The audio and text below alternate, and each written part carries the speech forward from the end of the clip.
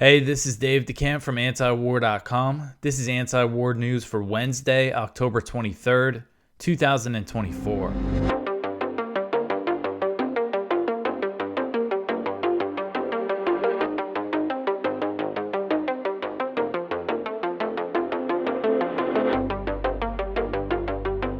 All right, first thing, another reminder that it is fundraising season at antiwar.com. If you read antiwar.com, if you like this show, this is how we get by. We are 100% funded by our readers. So if you have the means, please go to antiwar.com/donate to help us out.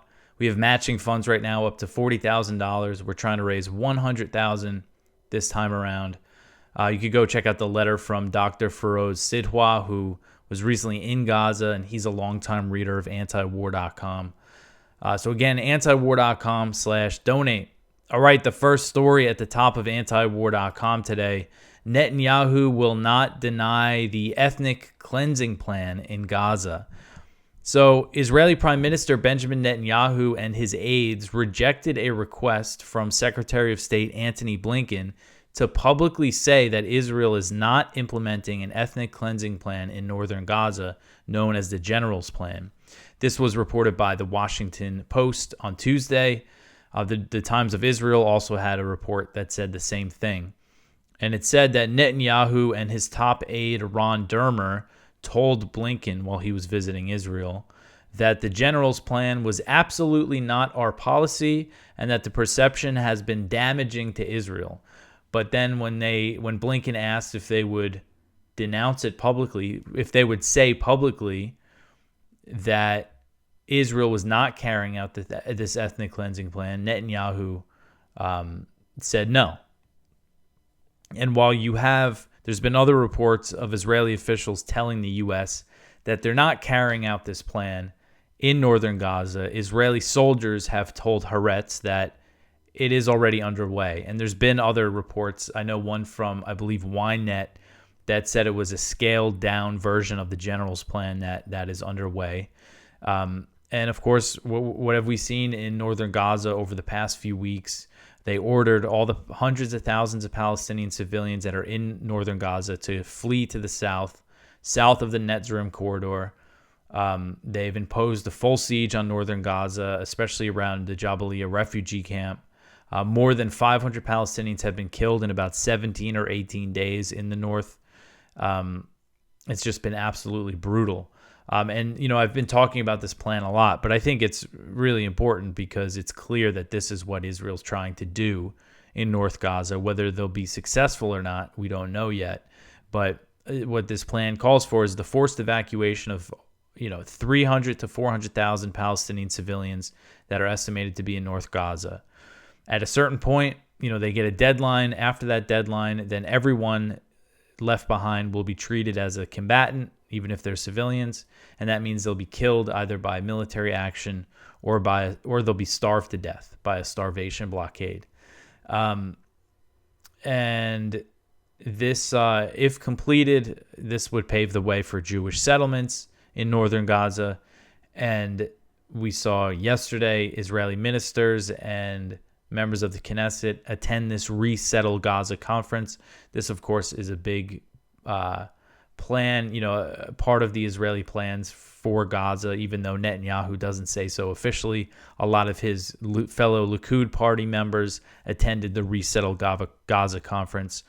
So this is what it's all about in Gaza, is they want to push all the Palestinians out of the north. And then the General's Plan, once that's complete, it calls for repeating those same tactics throughout the Gaza Strip. They want all the Palestinians out of there.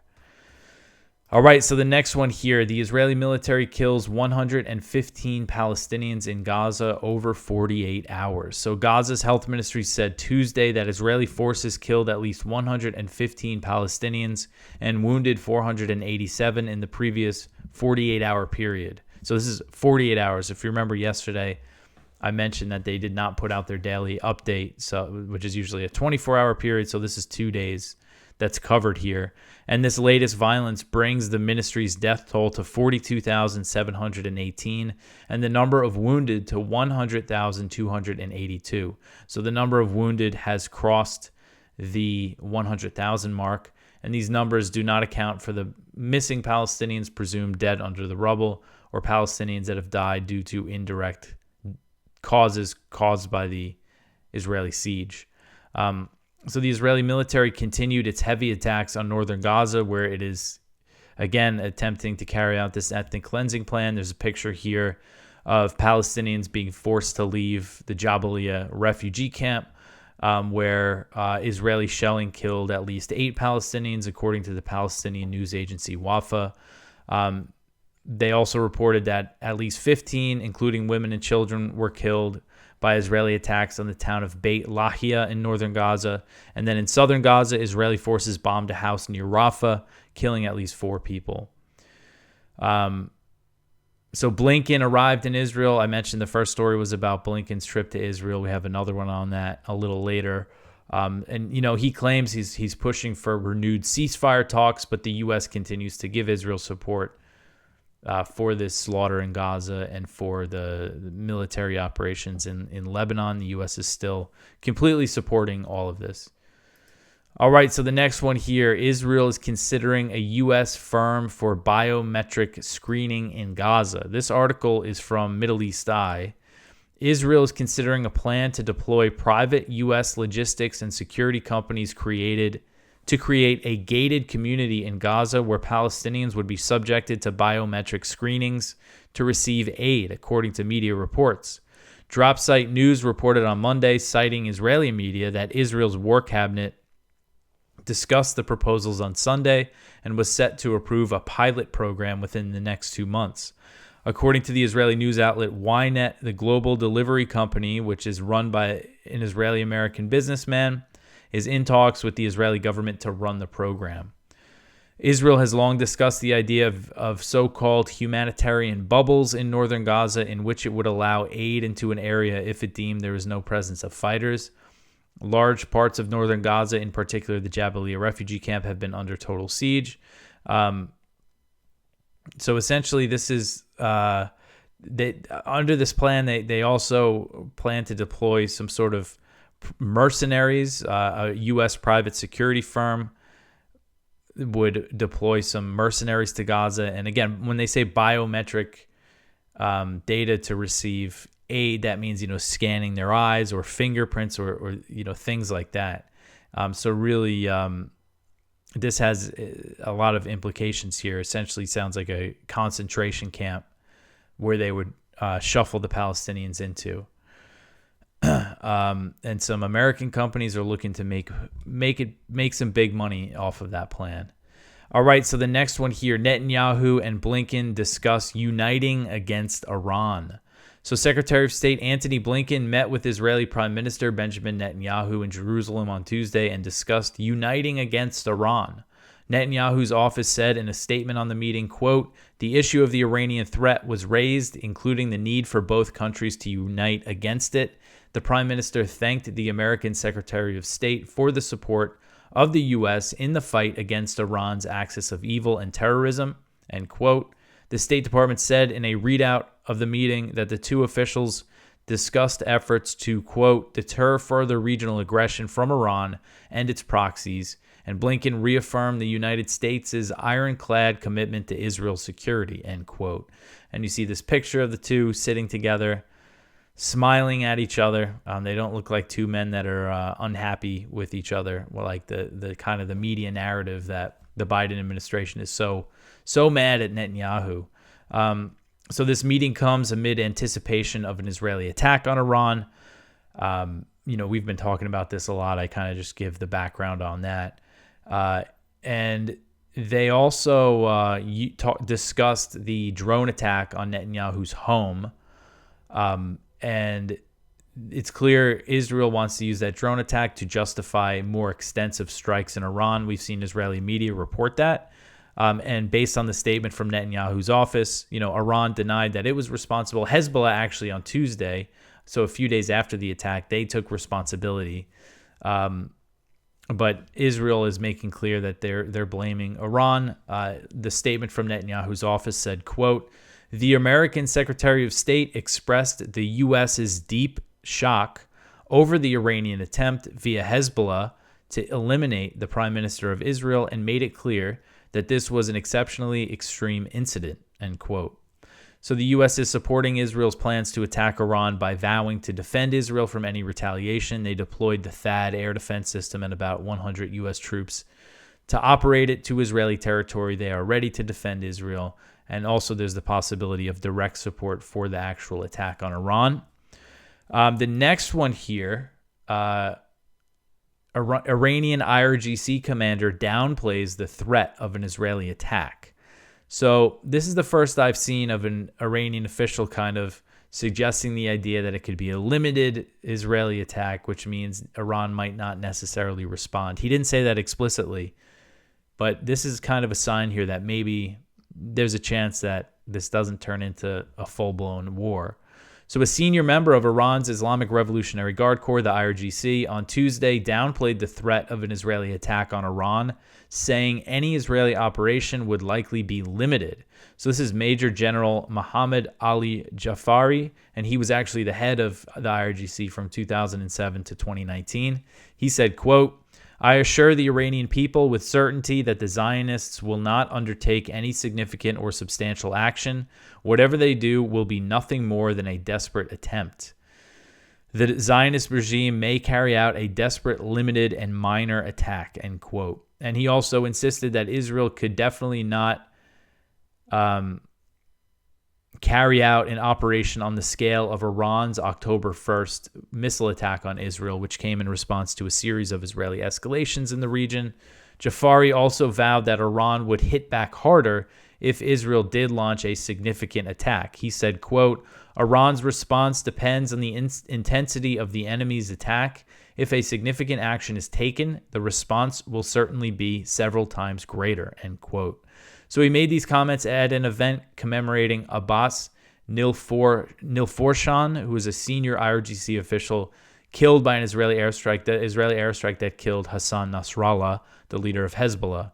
And his killing was listed as one of the reasons why Iran attacked Israel, also the killing of Ismail Haniyeh in Tehran and other things. So again, he's talking about the possibility of a limited Israeli strike. He's saying that's basically that he's confident that it's just going to be limited. So if you go back to April, Israel bombed the Iranian consulate in Damascus. They killed a senior IRGC general. I believe he was a Quds Force member of the Quds Force, and 6 other Iranians, and they killed some other people. They bombed they bombed an Iranian diplomatic facility in Damascus. Huge escalation. Iran responded by firing missiles and drones at Israel. They gave 72 hours notice of when they were going to attack. Israel responded. It's not clear exactly what happened. All the media reports say that Israel launched some sort of airstrike and they damaged an air defense system inside Iran. Iran completely downplayed it. They said it was just a little small drone. And Israel does have a history of launching these little drone attacks inside Iran, using their intelligence access inside Iran. So Iran really downplayed that. So maybe there's a chance of something like that happening again, so this thing doesn't explode.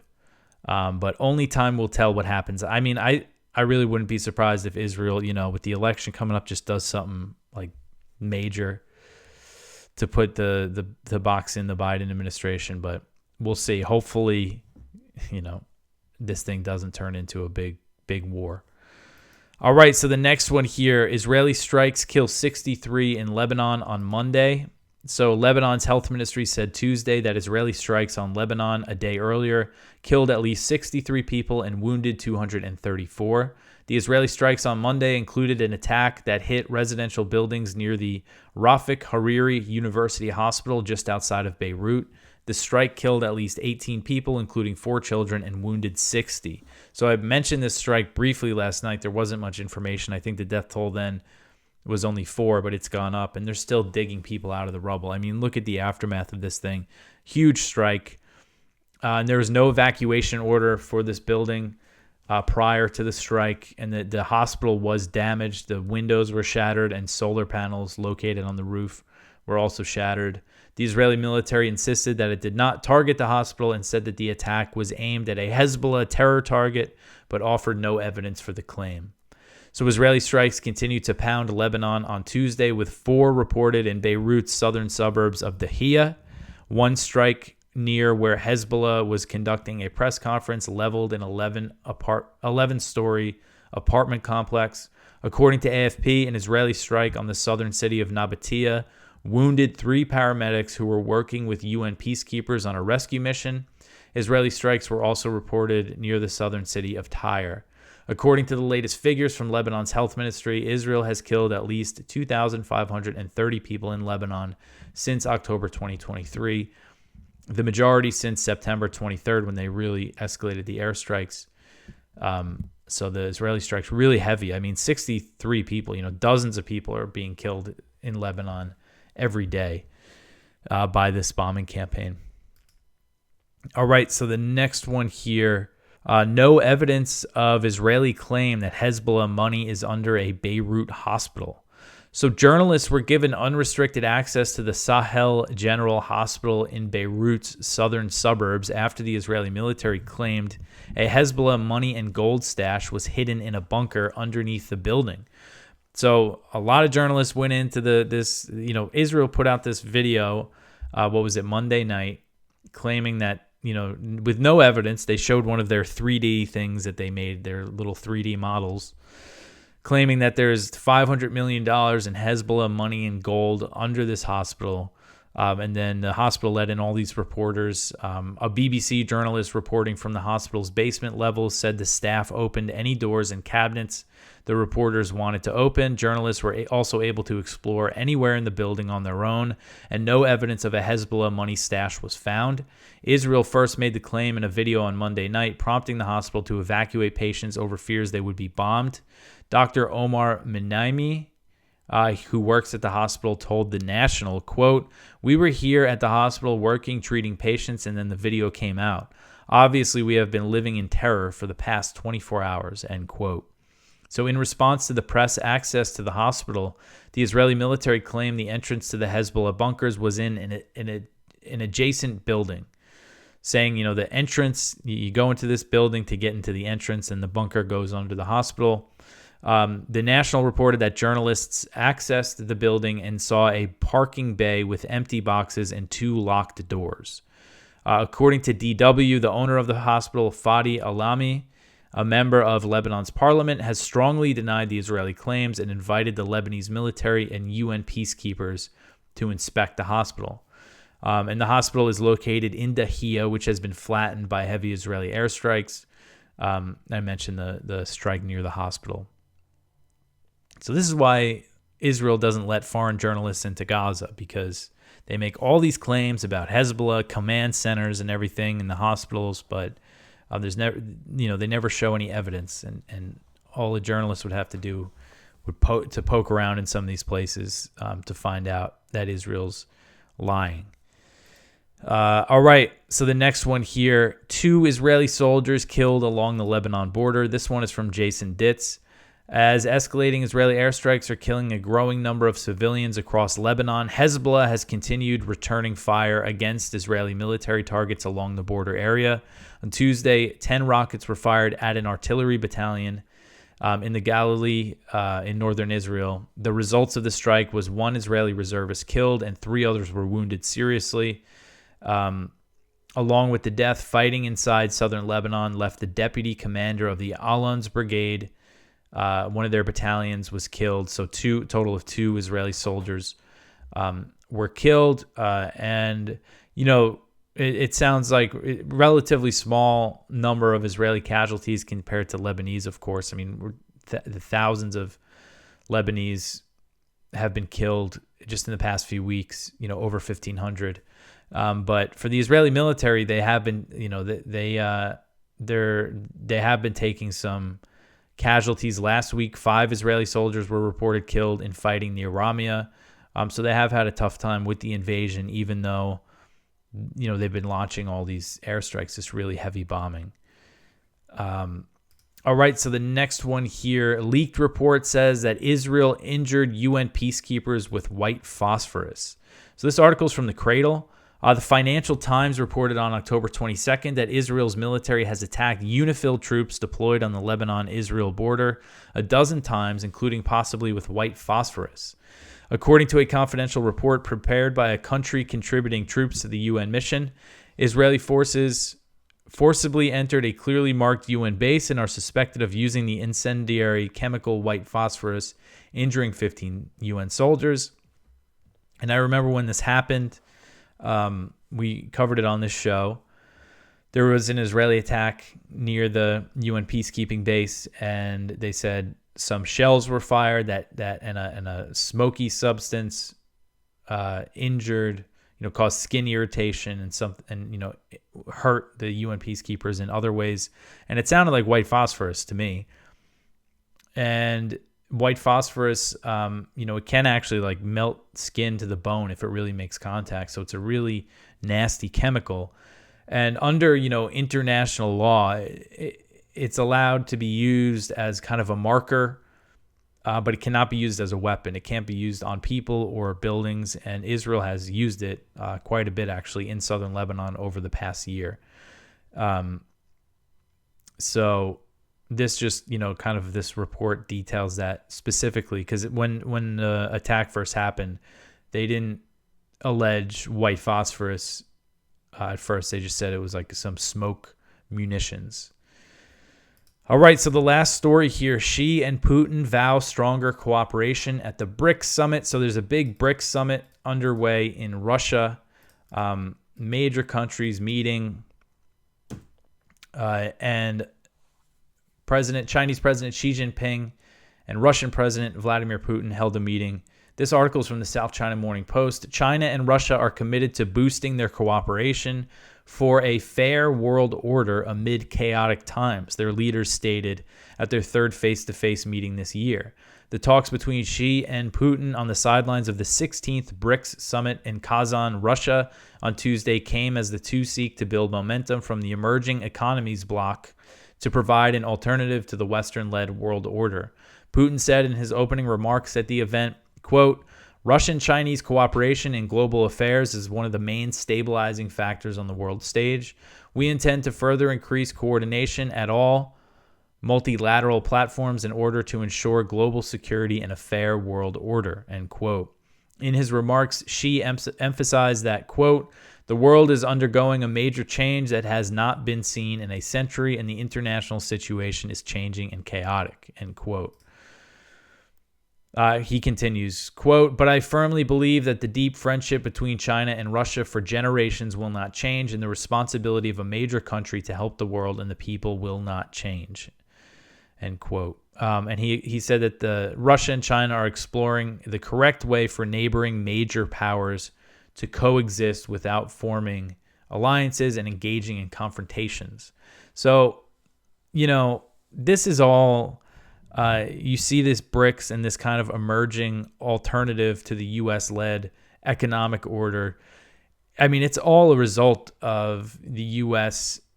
policy for the past few presidential administrations. The sanctions, since the end of the Cold War, the U.S. has increasingly used sanctions. And in the previous few administrations, I mean, Obama sanctioned more than anybody else. Trump came in and sanctioned more than Obama. And then Biden came in and sanctioned even more than him, like using that, they're so quick to use the sanctions to try to cut these countries off from the the global economic system, the global financial system. You do that to too many countries, they're going to form their own. And you have big countries like Russia and China. This is going to be a pretty serious competition, competitive force with the U.S.-led financial system. So, this is just all a self-inflicted wound on the U.S. So BRICS expanded this year to 10 countries after Egypt, Ethiopia, Iran, Saudi Arabia, and the UAE formally joined.